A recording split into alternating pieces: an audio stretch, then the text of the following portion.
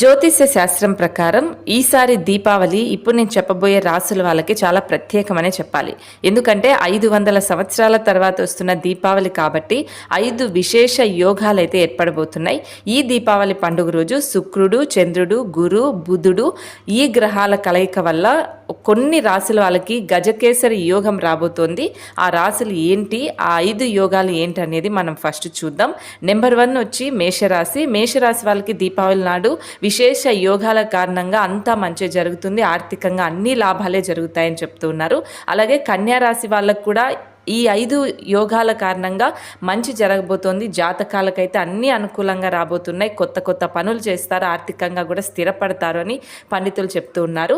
తులారాశి వాళ్ళకు కూడా గజకేసరి రాజయోగం వల్ల ఈ దీపావళి నుంచి విశేష యోగాలు రాబోతున్నాయి. ఆర్థికంగా కూడా ఫ్యామిలీ పరంగా కూడా మంచిగా ఉంటుంది, అదృష్ట సమయం అని చెప్తున్నారు. మరి మీ రాశి కామెంట్